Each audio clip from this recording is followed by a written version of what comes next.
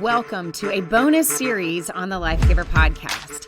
Made possible by the USO, these bonus episodes are from a monthly series called You're Leaving Again, where the USO is following Matt and I during our deployment, and we are sharing our authentic story with you. Whether you're going through your own deployment, are geobaching, on an unaccompanied tour, or maybe getting ready to, this series aims to be the first of its kind. Real life, gritty, but resourceful content aimed to help you keep your marriage and family strong while you're apart.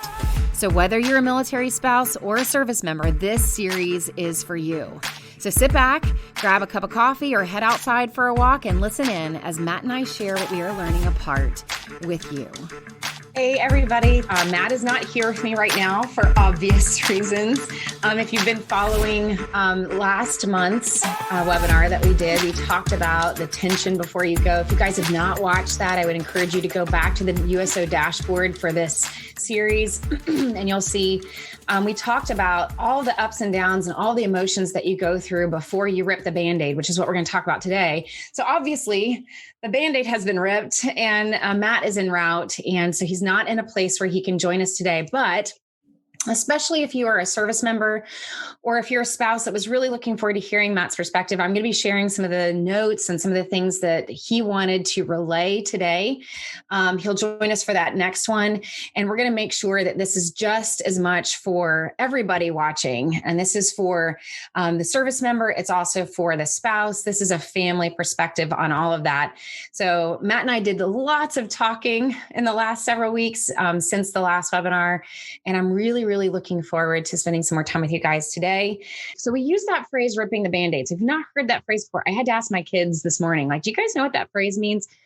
So if you've not gone through that, it's basically this whole idea during, especially pre-deployment, where you do have that tension before you go and you have this roller coaster of emotions, which we're going to review just a little bit. But then you get to this moment where you have to say goodbye, whether you're saying goodbye before you're choosing to do that geobatch and having to travel and say, this is it. Like, this is what we're doing. But it's that moment of just like, I think in the military community, we use that phrase a lot. How many of you guys have used it, right? Where you go, all right, I've had all these emotions for so long, it's dragging out, and let's just get it over with. Like, let's just get the goodbye over with. And I remember in the first deployment, I really felt guilty, I think, for having that feeling of like, why I feel bad for wanting him to just leave. And I don't know if you need to hear this today, or if you've gone through this today, but I think it's also very normal to have that feeling of like, I almost wish that we could get this over with sooner. Like, could we say goodbye sooner, just so the angst, that feeling that you're having on the inside, is over faster. Today is not going to be about swimming in the sadness, right? So we all know what that feels like. It is an excruciating moment to say goodbye, to say the least, right? It is a painful thing to go through. And having today's topic be about ripping the Band-Aid is not so much about sitting in that sadness completely and only talking about that. Today's topic is a little bit more about normalizing those emotions, those roller coaster of emotions that you experienced beforehand, and then also those emotions as you say goodbye. But then what do we do after that, right? Because I think in my first deployment, I would ask the advice of other people, and I had varying levels of advice. And there's no wrong way to do this. And so I would love to ask from you guys, what do you do? Let's talk about before we rip the Band-Aid. So before we say goodbye, right? What did you do? What were some signs? Let's do this. What are some signs that you're overwhelmed and you need to do some level of self-care or sanity work for yourself before you say goodbye, right? You have all these overwhelming emotions, weeks, sometimes even prior, but as you lead up to, it can be very easy, I think, for the service member to, like we talked about in the last webinar, to just kind of start to shift focus towards the mission and start to get excited about it and being ready to just go. I know one of the things I saw with Matt over the last couple of weeks, especially leading up before he left, was like, he was really trying to give his all, his 100% here at home, because he knew that he was going to have to leave us to kind of have to handle it on his own. And he didn't want us to leave us hanging, right? So he was trying to think about the cars and think about the house. And I saw him almost overworking. And I think every service member has their own routine. If I have any service members that are watching, I would love to know, especially if you've done this before. I see, is it Shawnee was saying she feels like a pro sometimes, and that this is definitely the hardest. I don't think there's any such thing of us getting to a place where we suddenly have it all together and we're a pro at it. It's never going to be hard. At least that's what I have mentoring spouses telling me, because I get mentoring too. And so I have spouses, well-seasoned couples that tell us, it's not that it gets easier, it just gets different, and we still can learn. And I think what this is about is taking these lessons learned so that we maybe don't have to go through the same thing every time, that we're evolving each time and that we're growing through each time. So if you are a service member, share with me, what is your experience at right before you have to go? Do you see yourself kind of turning towards that mission, trying to think about what your life is going to have to be like in that training or in that geobaching situation, or where you're going to be living, or having a different mindset if you have to go to a different country? Some of you are doing unaccompanied tours to Korea, like having to put your mind around, I have to live in another country and I'm yet not deployed, right? Like you're trying to make this make sense out of what your life is suddenly going to be like. What do you see yourself doing right before you go? What's happening internally? So I can tell you for Matt, I saw him really overworking almost. There was a point where I was like, I know I'm not going to convince you otherwise. I know you're going to do it anyways, which I think was something I learned from the first time. For the first time, I was like, you don't have to do this. Stop doing it. Like let me take on some things. And there was part of me that wanted to take on the responsibilities as if I was practicing, like getting ready to take care of all of it, and somehow taking that load off of his list. And simultaneously, what he was trying to do is set us up for success. And so that in the past turned into ripe opportunities for conflict, because we were both trying to do the same thing. So, but this time, what I learned differently this time was being able to say, I know I'm not going to be able to stop you. This is part of what you need to do to ready yourself to go, is that you can do all of these things with the intention that what he was trying to do was free himself. Like by taking care of us before he left, he was freeing himself to then go saying, I did everything that I could. Right. And there's a few things he didn't get to that I had to say, like even on the drive to go drop him off, like, it's okay. It's okay. Like you did so much. And I noticed this time for me, it was, that was one thing that helped this time, that we did better, that I did better, is that I was able to go, I was able to leverage gratitude and leverage that by saying, hey, thank you. Like, I know you didn't get to those things, but thank you for setting us up. That meant so much to me. And I feel so much more secure because of what you did. I mean, that means a lot. So instead of me stopping it, or was all these things I wish you would be doing or whatever, like there's a lot of things we could be saying, right? That gratitude, I'm hoping it was helpful to him. I think it was definitely helpful for me this time. Okay. So Jason says, there's so many things going on around in your head, not wanting to leave, feeling guilty for leaving, terrible guilt. Yes, absolutely.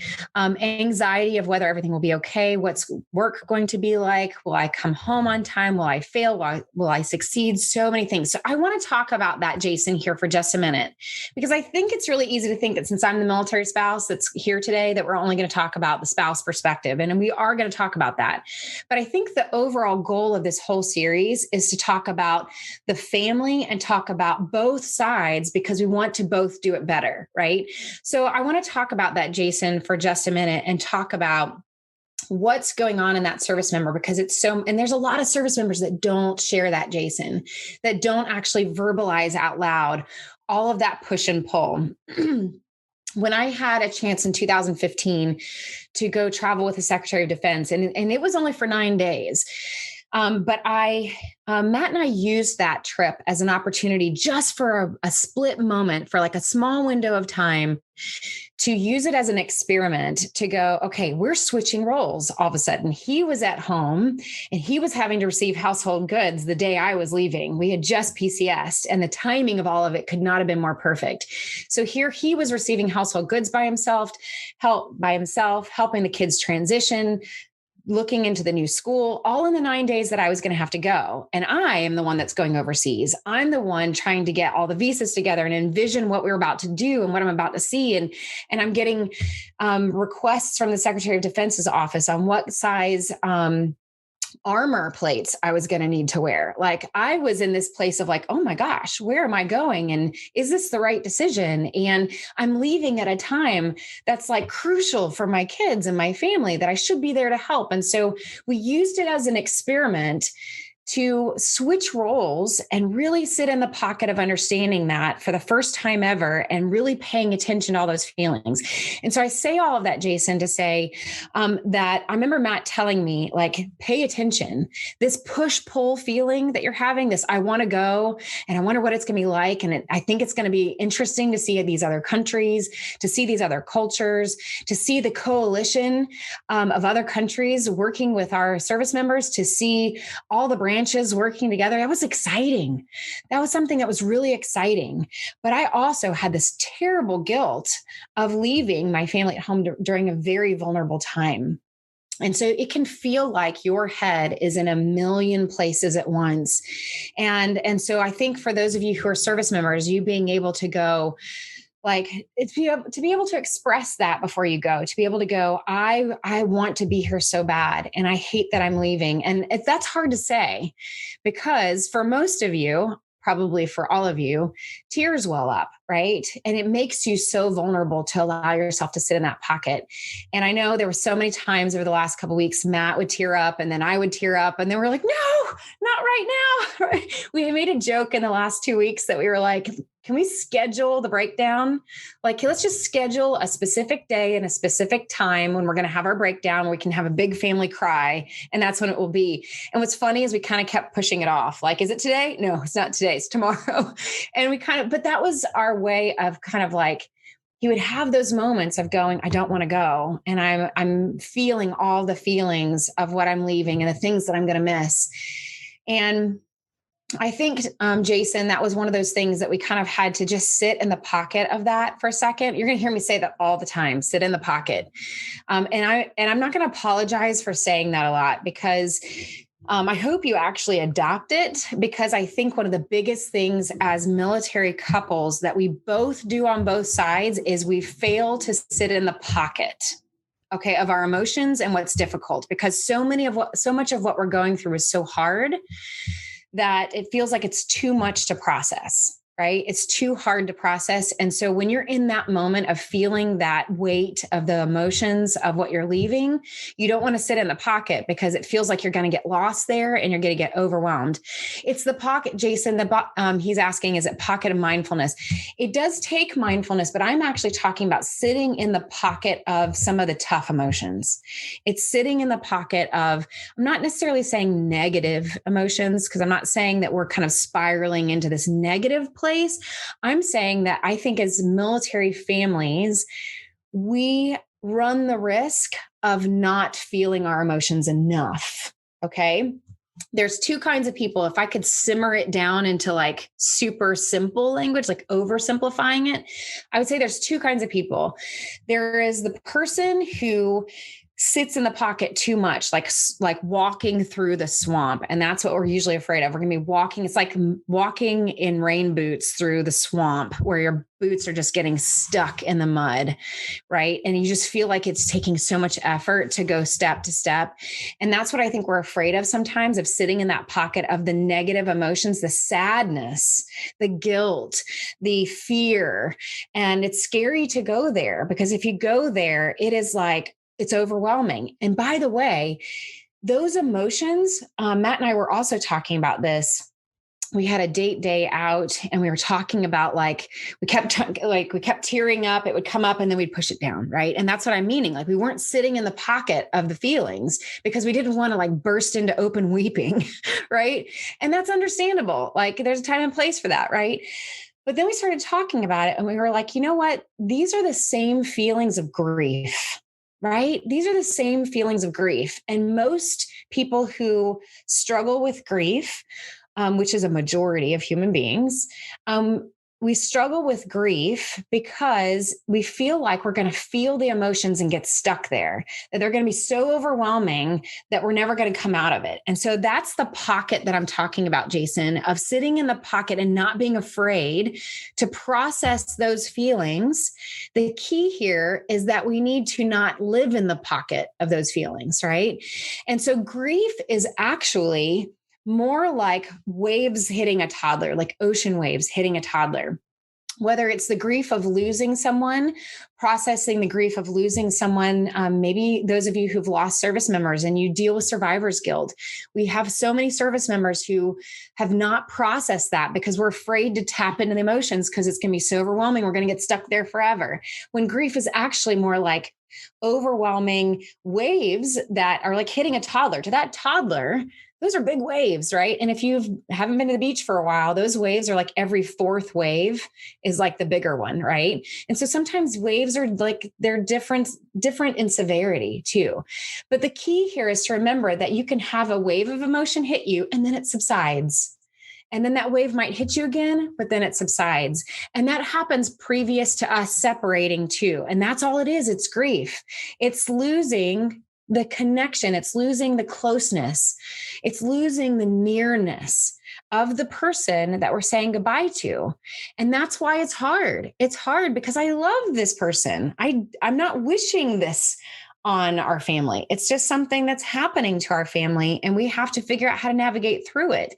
And so all those emotions have purpose.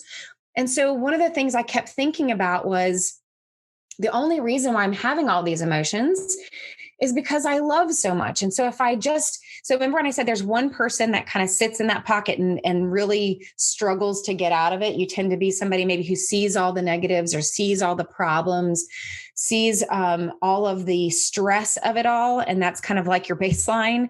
And it's really hard for you to come out of that and see the good, right?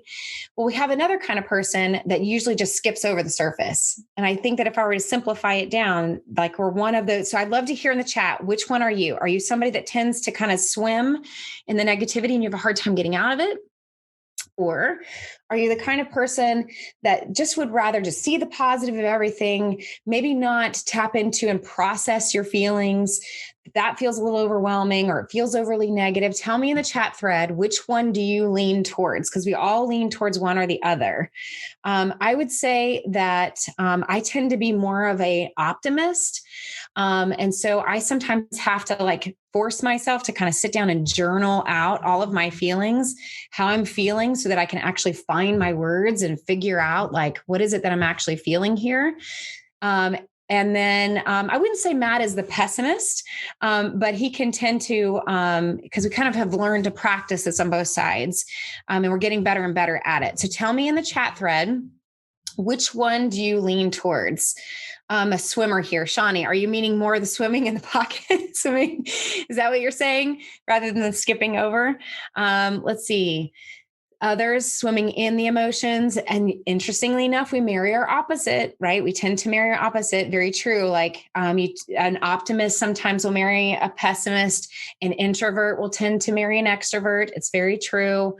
I think that ripping the Band-Aid part is about being able to concentrate on recognizing that the emotions that we're having have purpose. I think that's one of the big things that I want you guys to take away today is that if you're about to go through ripping that Band-Aid, or maybe you just did, being able to say, you know what, all of those emotions had purpose. Now, I may process those emotions different from Matt. Matt channeled them into doing, executing, working around the house, because he even told me if I stop, I'm going to get overwhelmed and I'm going to feel it all and it doesn't feel productive. And so I'm just going to do what I can so that when I leave, I can feel like I did everything that I could. And that was me recognizing that's a different way for him to process emotions than for me. For me, interesting, since I tend to be the positive one, right? For me, I had to kind of sit still. I had to sit still and let him do those things for me to kind of slow myself and recognize what was happening, for me to process, okay, this is a big deal. This is hard, right? This is not something that I would wish upon what we're going through, but I'm going to allow myself, because I'm not afraid anymore, even though I don't want to feel that wave hitting me. I also want to be okay with the fact that this emotion that I'm experiencing right now means connection. So, Brene Brown. Are you guys familiar with Brene Brown? Any Brene Brown fans out there? I know the USO has worked with Brene Brown in the past. Brene Brown says you cannot selectively one emotion without numbing them all. Okay. You cannot selectively numb one emotion without numbing them all. What that means is if you don't allow yourself to feel grief or feel sadness, or if you just don't want to feel anger, or if you want to just numb out the negative emotions, then that means you're going to rob yourself of the ability to also experience joy and connection. That those feelings that we are having leading up to that goodbye and ripping the Band-Aid, even that moment of ripping the Band-Aid, when you're like, here it comes, right? I got to actually say goodbye now, right? Again, there's lots of ways to say goodbye. There's let's just do it and get it over with. There is let's cry it out. And everybody has different ways of handling that. But if we try to numb it out all completely, then we're also somewhere in our life robbing ourselves of experiencing joy. And the only reason why we are having those emotions anyways is because we feel connection and love. And what better way for us to not only experience our own connection and love within ourselves, experience that within ourselves, to be able to go, I love this person. I don't want to do this, right? But even better for you to be able to express it. That person needs to hear it. Does that make sense, everybody? Does that make sense? Like being able to go to feel it and to express some level of it, even if it means I have tears running down my face. Because isn't that better in our family to see the connection on the face of the person standing in front of us than not, and just pretending like this isn't happening? So Brittany is saying, yes, that resonates. I'd love to hear from Jason, because I was kind of leaning on Jason a second ago on what that's like for the service member. And it's hard. And I think my message here is that it's hard because we love. Can we just kind of make that a theme for today? It's hard because this is difficult. It's not easy. Okay. There is more service members in here. So I'd love to hear your thoughts. Tell me what I don't know. I remember when Matt dropped me off for that trip, he had to drop me off at Andrews Air Force Base. And when he and the boys left, I had a good cry. And then the Band-Aid was ripped. Like, it was excruciating getting up to that moment, right? But once we had that goodbye, it was time to shift focus, right? Sometimes it's just easier to not sugarcoat it. So wherever you are, whether you're that person that swims kind of in the negativity or you skip over the surface, the goal here for both sides is to process and then move out of the pocket, right? Dip into that pocket, sit in that pocket for just a moment, and then come out, right? I had the chance to do a different talk about a week ago, and they were asking me to speak on gratitude. And at first, I had the opportunity to do some digging. At first, when they asked me to speak on gratitude, can I just be honest with you guys that I was like, oh, gratitude, like what a terrible time for me to have to do research on gratitude during pre-deployment tension and all of that. But of course, it was perfect timing. And I did this research. And here's what's amazing, guys. I found an expert on gratitude. And you know what I found is that research shows, they've done all this research that shows that you cannot hold resentment and gratitude at the same time. You cannot hold them both. If you're leveraging gratitude, you cannot also be resentful. That is huge, because part of ripping the Band-Aid and saying goodbye and acknowledging this unaccompanied tour, this training is, because I think there's service members out there that, as much as they are looking forward to the mission, there is that split feeling of, I really wish I had a local job in the civilian sector right now, because all this was grand until I had to say goodbye to my family, right? There's some truth to that, right? that there can be right beforehand this feeling of, this is not something that I want to do, and maybe a little bit of resentment on both sides of, why do we have to do it? Okay. Let's see, Jason. Thank you, Jason. Thank you. Let's see. What you've described is my understanding of mindfulness. Stop being afraid of the feelings, feel them. Yes, it takes mindfulness. The spouse will appreciate it. It's absolutely vital that we are empathetically experience what the other is going through and is going through. That's probably the bedrock of maintaining a connection while separated. Absolutely. I wrote Sacred Spaces based off of that trip that I went on. And the whole book is about this role reversal on both sides. You get to hear a little bit from Matt's perspective. You get to hear a little bit from my perspective. And that's exactly what I went into that mission for. So I think this is a really good point for us to talk about after we rip that Band-Aid. How do we shift our focus, right? Because it is time to shift our focus.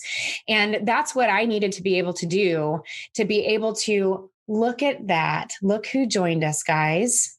I don't know if you guys can see this, but Matt has just joined the chat. And Matt, you need to be able to say it's for, make it for public for everybody. Instead of all panelists, you got to be able to say it is for all panelists and attendees.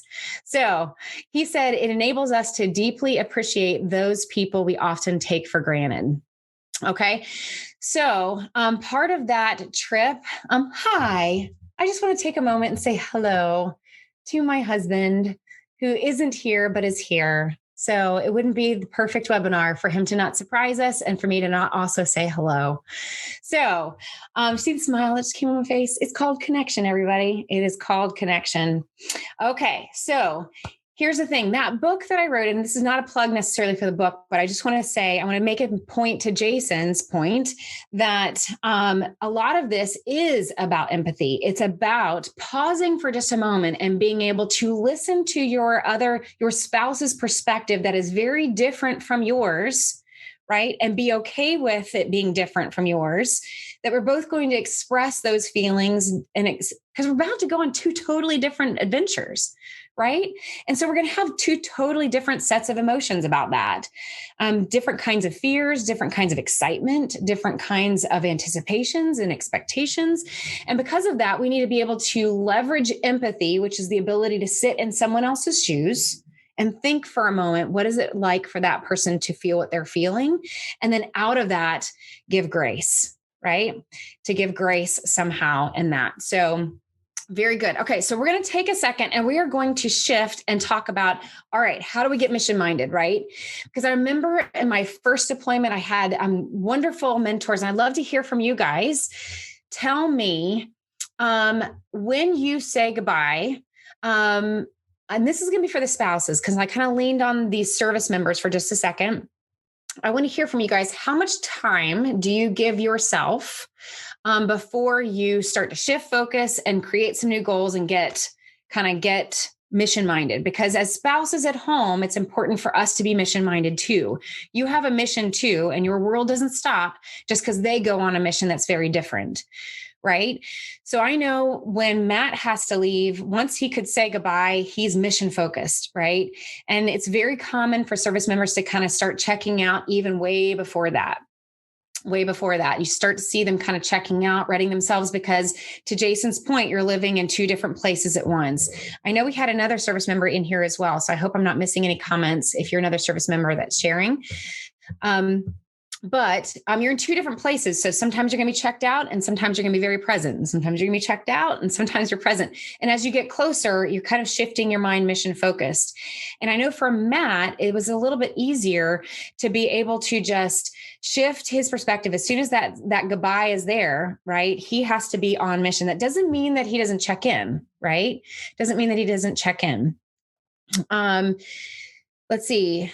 Matt says, mission-mindedness is fueled by beginning with the end in mind. What is our desired end state? What are the conditions we want to affect and change?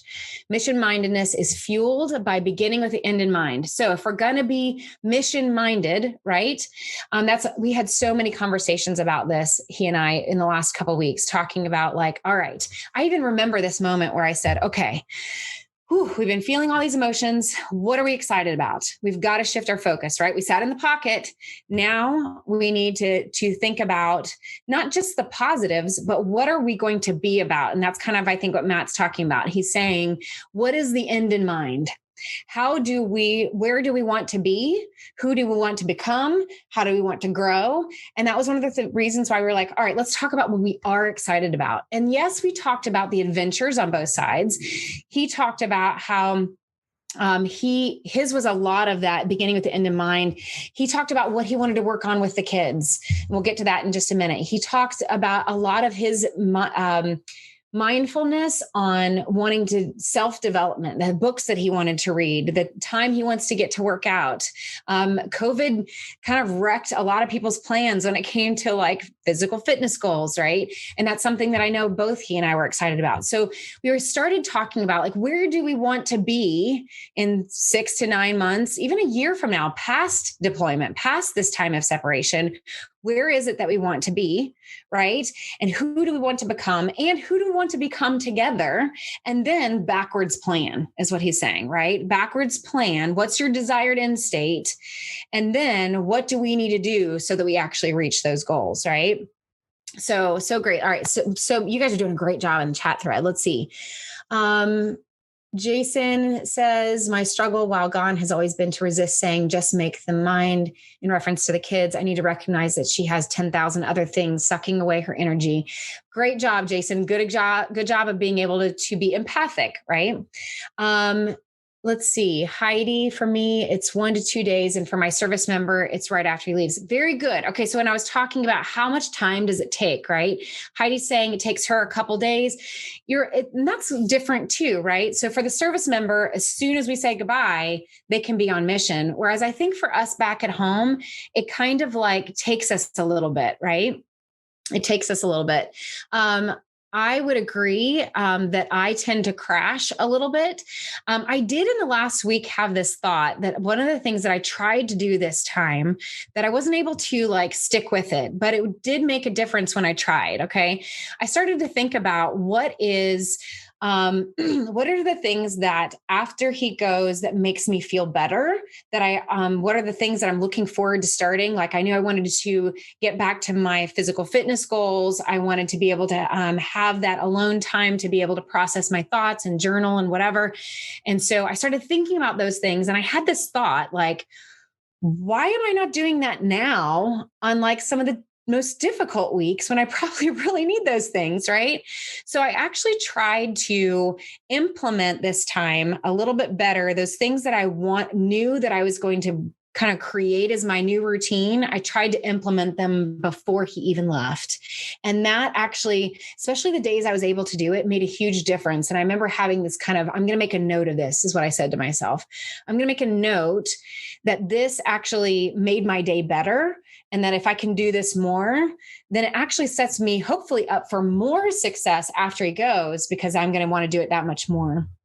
So that was helpful. But I do agree what actually ended up happening is that I crashed. I did crash because there's just so much emotion. And then I think for the spouses at home, especially if you have kids, I know that there are some that might be watching that don't have kids. Maybe you have a job, but kind of like life keeps going, right? Like you've got kids that need to get up the next day. You've got like dinner you got to think about. There are things that you've got to be able to process. And then, things you've got to execute still. And so there really is no way to just kind of like, for them, I think there's a lot of sitting and waiting and traveling and rest that can happen. And I think that can be a little bit more difficult for the spouses back at home, especially if they have kids, to get that necessary rest in, especially when emotionally you've been through something so much. And then I think we need to give ourselves that time to crash. Okay. So tell me just for a minute, what sabotages, what are some lessons learned? I'm going to pull from some of the wisdom in the room here. What are some lessons learned that you have learned to not do after you've ripped that Band-Aid? Those of you who need to crash or those that are mission focused and service members, tell me what you have learned to not do that first week. What was not helpful? Honor your spouse in these comments here. So don't talk only for yourself. Okay. But what has not worked, that you said, okay, I'm not going to do that again. or maybe you learned from somebody else that is definitely not good for you for that first week. So for me, I know just completely binging, a little bit of binging is okay on ice cream and whatever, but I know overdoing it is not worth it. I've learned that lesson. So what has been something for you guys? And I think there's a little bit of that ripping the Band-Aid on the other side where you're like, okay, like we crossed the finish line. I'm going to give myself that grace to just have that ice cream. For me, it's popcorn. Like I could totally binge on popcorn. I'm a salt person. Tell me eating too much ice cream, watching too many series on Netflix, like completely checking out. I'm hearing that as something that you've learned to not do. Sit in that a little bit. I could actually see on both sides, making yourself overly busy and not slowing down. And maybe that's about acknowledging. I think that's something that I needed to do better, is that, it's really easy to keep yourself busy and not acknowledge that you just went through something really, really challenging that most people in the world or our culture don't have to go through. Like how many civilians? I mean, there's lots of civilians out there that have jobs that are traveling. We have lots of families that are contractors that kind of have deployments, right? So there are other people that go through similar things. But I think it's really hard when you're talking about longer stints of time. Our brain just cannot comprehend how is it that we're saying goodbye to this person we don't want to say goodbye to for a really long time. It just doesn't make sense. And so it's not like that we're actually losing that person. That person isn't dying, right? We're just saying goodbye for a period of time. And so it kind of mixes things up, but it's really easy to just kind of fill that time afterwards with busyness and ignore what you just went through, when sometimes you have to pause and acknowledge, even if you don't feel it yet, that you just went through something that was really long and drawn out, unless you're one of those who had like a rapid response deployment, that acknowledging this was like borderline traumatic to my emotions, right? Like this was a big deal. We went through something really intense, whether we wanted to acknowledge it or not. And I need to give myself some time. How much time do you give yourselves? And there's no wrong answer on this. How much time do you give yourselves? I know my first deployment, I gave myself like 2 weeks. I think the second, and I had young kids at the time. I think that was realistic. 2 weeks, not to be like in bed all day. But it was more like, I'm going to give myself 2 weeks to not set some extreme goals, just to slow down a little bit. I think this one, I'm giving myself a good week or so. Tell me how often 2 weeks to get a reset, is what some of you are saying. How many of you guys, I know one from above said 1 to 2 days to kind of, and I think don't you think it's a process for everybody, right? Just like for the service member, when you're traveling, there's lots of ways to travel, right? Depending on what branch you're in, but there's these phases of travel before you like even get to your destination. And once you get to your destination, then there is that adjustment and the assimilation into the group that you're going to be with. And then finding those, battle buddies, those friends, who you're going to align yourselves with, for support. Matt says 2 weeks in quarantine for him this time, which is a whole other level of like how COVID has impacted all of this, right? Maybe 2 weeks is actually the more like appropriate of what we should actually give ourselves. But I think that's kind of what I'm saying here, is that for both sides, there has to be kind of this transition time, right? So maybe just like the service member has like a day of traveling here, then the second day of different kind of traveling here. And then there's like all these different kinds of elements. And then there's the adjustment, there's phases. Maybe for the spouses back at home, we need to give ourselves some phases to go through too, right? Instead of going either I'm jumping into my new mission mindset, which we're going to be transitioning here soon into that. But maybe we go through phases. You give yourself 24, 48 hours to crash in whatever way is appropriate, depending on if you have kids to take care of and all that. And then you kind of transition into, okay, now I'm going to but I think it's important that we do this in advance. You've got to think about this in advance. If you live on accident, things aren't going to get done and it's not going to go the way that you need it to go. I think you have to go into this intentionally and go, here's what I'm going to do. I'm going to give and it can adjust. It can adjust just like the service member, like hurry up and wait. planes take off at odd times and then you're going and then you're not going and you're sitting around, like things are changing, right? But you can still have, this is what I'm going to do for myself until I have the next little bit of information. Let's see. Matt, you're going to have to expand on the storming, forming, or norming. I know you use that a lot, but expand on what you mean and tying it in. Okay. So let's see. Brittany says, I like that Jason said, 14 days. And who thought 14 days in a Marriott could be so bad? Mental note, those of you service members who have to go through 2 weeks of quarantine, make your mental notes that when you come home, right? Obviously, depending on what's happening with COVID, we want to stay safe, but a couple of days in a hotel of sleeping goes a long way. Matt did that for me on a first deployment and it was huge. So make note when you're in quarantine. All right. Brittany says, it's taking me a long time to realize that something traumatic happened and it's possible to be strong. And then boom, you crash. Go through it. I'm fine. And now, okay. All right. So acknowledge it. Give yourself a couple days to acknowledge it. Take care of yourself, self-care, sleep, eating as best as you can. Give yourself some time. And then maybe the next phase that you proactively plan in advance is, what am I going to do after that 48 hours? Right? What are you going to do with the kids? How are we going to just turn things a little bit more intentional? Doesn't mean you have to go start training for a marathon then, right? But it can mean we're going to circle the wagons as a family.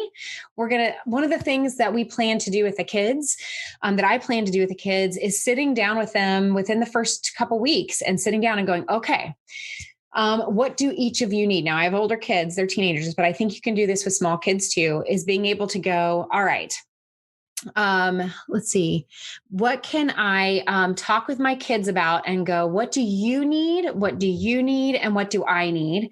How can I help you get what you need?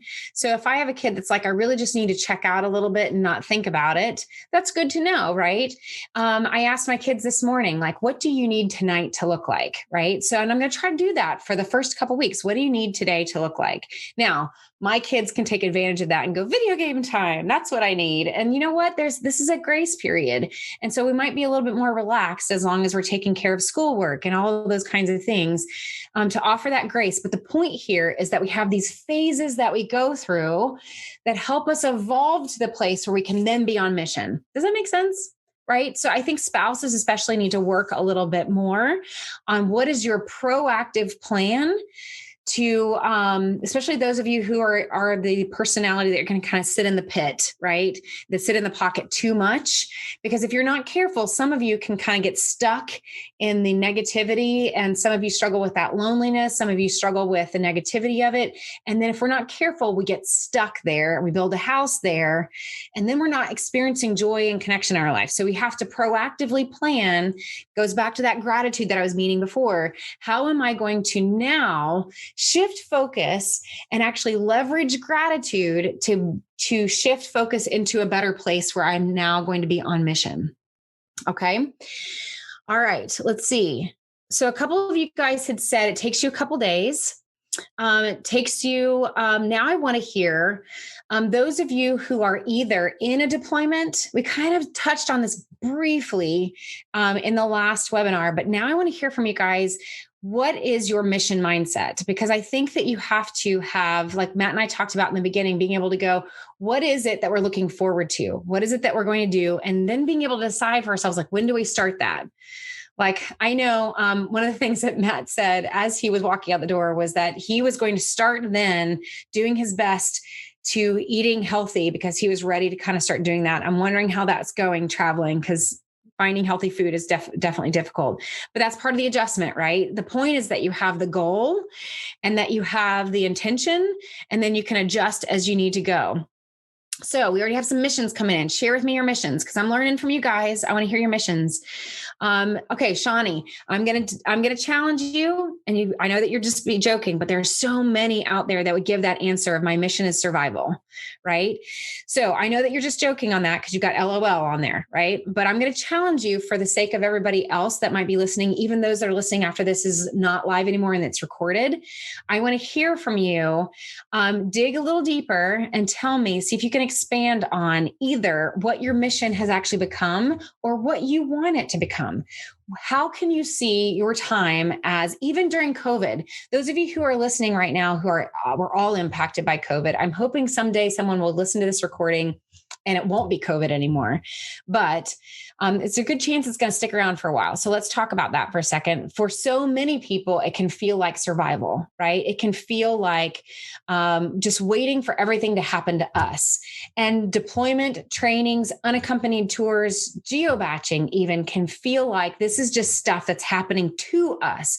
COVID feels like it's happening to us. Matt wouldn't have to be in a 2-week quarantine if there wasn't COVID. It's this external thing that is happening to us, right? And so if we're not careful, we are going to be focused on that negativity of just surviving what is happening to us instead of the mindset, starting with the end in mind, like Matt said, and instead deciding, all right, there are some things that are happening to me, but what am I going to do to now shift my focus and be grateful for what I do have? This is where the gratitude piece comes in, because they found in this research that gratitude actually makes you more stress resistant. Notice it did not say resilient. I really am against that word. If you know me, you know that by now. I really don't like resilient, because resilient, the definition of resilient is to bounce back. I don't know about you. I don't want to bounce back to what I was before. Like, I'd rather bounce forward to something new that's hopefully better, right? So I want to bounce forward. So that's why I don't like resilient. It just sounds like, just get over it, right?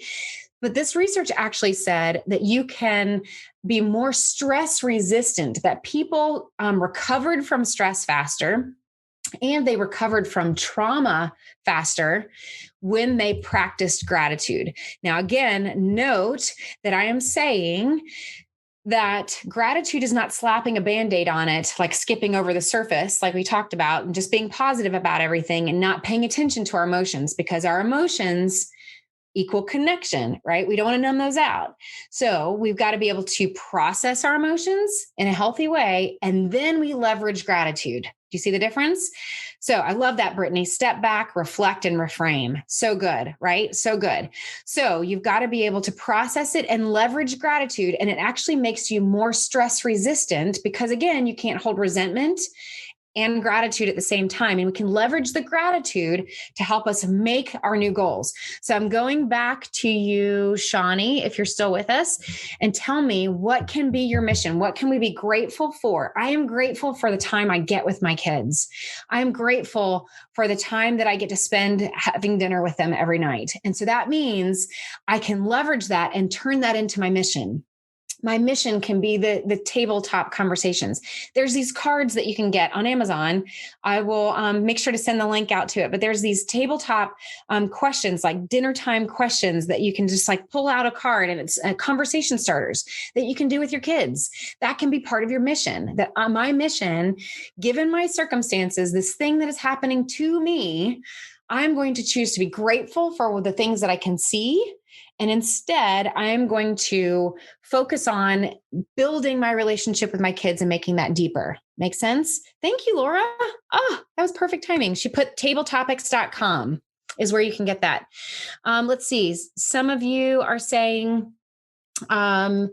sometimes, depending on the situation, survival is the right size goal. Level of experience, one's perspective, available resources, all determine whether you should reach higher. Many times we grow when we don't realize we are doing so. The survival goal 2 years ago enables a better goal now. Love that. Love that so much. Yes. Some of you, and I kind of reference Maslow's ladder a lot. I love Maslow's ladder because I think it's huge for military families, because Maslow's ladder was, just very briefly, it's just a theory of how we develop as human beings and how we reach our higher purpose and having a sense of peace in our life and being able to see our full potential. Okay. Maslow said we are all striving for that. But what he saw was that we have these different levels of needs, and he calls it the hierarchy of needs, right? And he's the very bottom rung of the ladder is physiological needs, that we all need: food, shelter, sleep, sex is in there. And there's one other one in there, but we need a roof over our heads. That's why when we PCS, right, it pushes us to that very bottom rung of the ladder, right? And so we kind of have to work our way up. The next one, by the way, is routine, right? Routine and structure. And I think that when we find ourselves saying goodbye and ripping the Band-Aid, we're kind of shoved to that ladder rung of structure and safety and needing security that I can do this, you can do this, and we can do it from here and there, right? And so we're trying to figure out our new routine and our new structure. And so there are going to be times in COVID and your health, or if you're going through a medical scare, there are going to be times that you're going to find yourself in that survival place and at that bottom rung of physiological needs. And some of you who have very, very small children, like the biggest thing you need right now is a nap, right? You just need a nap, and that feels like survival. And I felt like at that time, that was my survival of that season. And so you are right that there are times that you've got to be able to just survive. And that's what matters. However, I think that there are times that we need to be able to survive that moment and then pull ourselves out of that pocket and then leverage that gratefulness. And again, I know I'm using gratitude here, guys. And again, before I did this research, I was like, that is such an overly simplified, easy way to just slap some positivity on there, and it's not real. Like, I totally understand that's what it may come across to you guys. And I'm telling you, I am not usually that person, but I have to pay attention to research when it comes out. And if it says that you cannot hold gratitude and resentment at the same time, that means to me, if I also am paying attention to Brene Brown's research that says you cannot selectively numb one emotion without numbing them all, then that means that gratitude can also be the answer for sadness. It can also be the answer for loss. It doesn't mean it replaces it. Maybe that's what a lot of people think gratitude is that we're just ignoring it and replacing it. That's not what it means. It means we're shifting our focus. We're processing, shifting our focus. And then we're going to find ourselves back there like waves hitting a toddler. And then we shift our focus. It's a tool.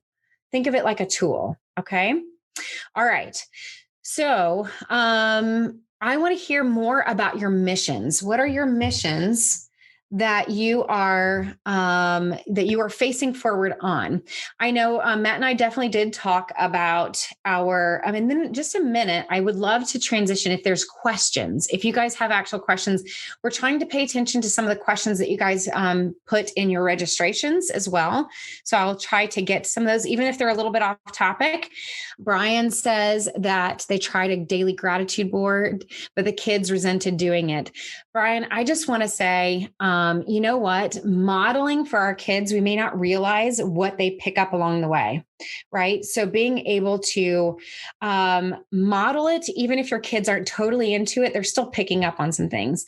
It's giving that level of grace with your kids and just being able to say, like, this may not be totally for you. I'm not going to force it on you.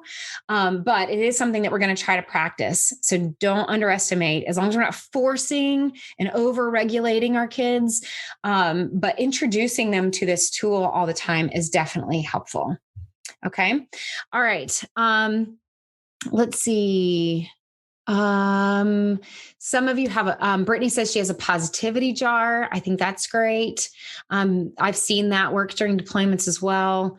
Let me hear some of your mission. How do we stay on mission? Okay. I want to hear a little bit more about being able to, I want to hear from the service members what your mission is and how do you stay on mission? Because we have some great service members that are here with us today.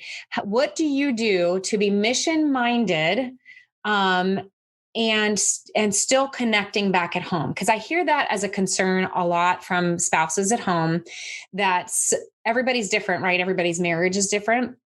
Sometimes you have a couple that's very engaged, very involved, very present conversations, and our technology is better than ever. I mean, here's a perfect example. Matt is joining us from wherever, whereas before we would not have had this technology. And so technology is much different, but we still have a lot of couples who struggle with that connection where the service member, and some of them are, I'm not talking about those that have, where you cannot call home, where there's OPSEC reasons that you can't connect back at home. I'm not talking about those kind of examples, but we do have a lot of couples that struggle with being able to stay mission focused, and they don't want to connect back at home because either it's too hard or they don't know what to say or they don't know how to do it in a way that is productive.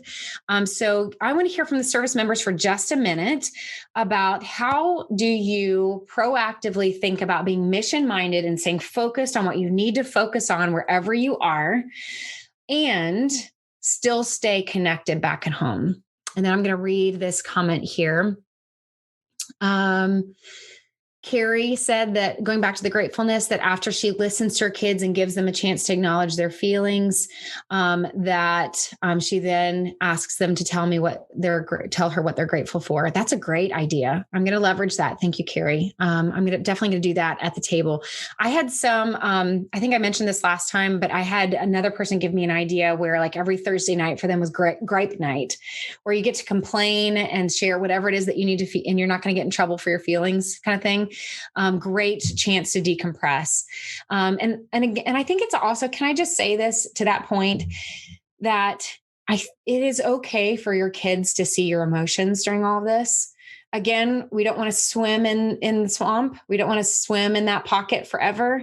We need to model for our kids that we can have feelings and then pull ourselves out of those feelings.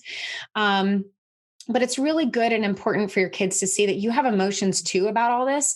On both sides, the kids need to see from the service members the emotion of you missing them, even if that's tearful. Again, tears are connection.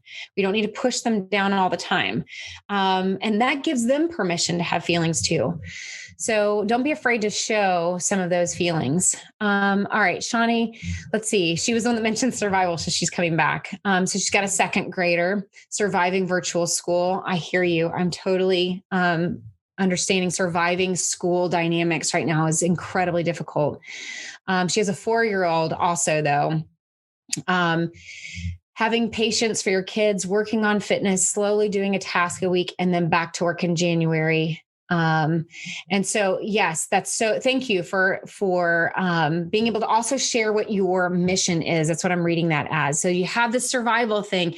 And sometimes if we have too big of a mission that we've planned, we put ourselves into a place of survival, right? I was having a session with someone this morning where we were talking about that. Like we were talking about what's your new mission? How are you going to be mission minded?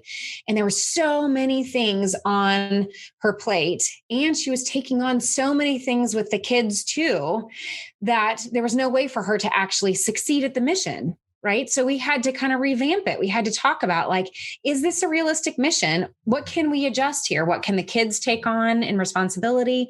What can you let go of? What can you say no to, so that your mission actually succeeds and you don't feel like you're surviving? Right. So there are some kinds of survival that we put ourselves into that place. I know, and Matt could attest on here, that I have successfully put myself in places where I found myself surviving, and it was because of decisions I made. Right. So we can do that to ourselves. What is your mindset? Like how do you focus on the mission and still stay connected? This is what Matt said. This is especially for those who listen to this recorded later, who can't see the chat. He said his mindset is that his excellence in his vocation provides for his family, and that healthy boundaries for a family investment model, what others need to see from a leader. So that's what he's telling himself. He's saying that by me going and doing this and being excellent at it, not only provides for his family, so that's one way that he's staying connected, and he's reminding himself, and he reminded us of this a lot. And he really vision cast this for our boys before he left. He sat us down actually and did what I would call a briefing, which we actually enjoyed. But being able to say, here's what I'm going to do. Here's why I'm going to have to do it. Here's the role that I'm playing. And he did this on a kid appropriate level. And he cast vision so that they could understand where he was going. They could ask questions of, like, to the best of his knowledge, what was his living conditions going to be like? Here's what was very interesting. My oldest son, who is remembering back to our first deployment, we didn't know this until Matt was casting vision and asking, do you have any questions about where I'm going and what it's going to be like. We had no idea. Our son doesn't remember a whole lot of the other deployments when he was small, but he actually was remembering a picture, we think, because a lot of kids don't remember those big chunks of time when they're really, really tiny. So that's an encouragement to those of you who have small children, that they won't remember a lot of the day-to-day tough stuff of the deployment the way that you're remembering it. But he's remembering a picture that he saw of Matt during a deployment in Afghanistan that was in the mountains. And so his 16-year-old brain was thinking that Matt was going to be going to live on an edge of a cliff, which is so not at all what deployment was or what it's going to be, right? But because Matt sat down and cast vision, he was able to then paint a better picture for the family so the kids could picture it differently. And Matt is now saying he's using that, that this provides for my family. And he told that to the kids too. This is how we get to do the things that we get to do. And it has some really kind of sucky parts, right? There's some sucky parts of this lifestyle, but here's the things that we're grateful for. Notice the gratitude in that. This provides for my family. Thank you for listening to the Life Giver podcast. If you're enjoying these episodes, please share the podcast with other service couples that may benefit from the show. If you'd like more information about me or Life Giver, head on over to CoreyWeathers.com or life-giver.org.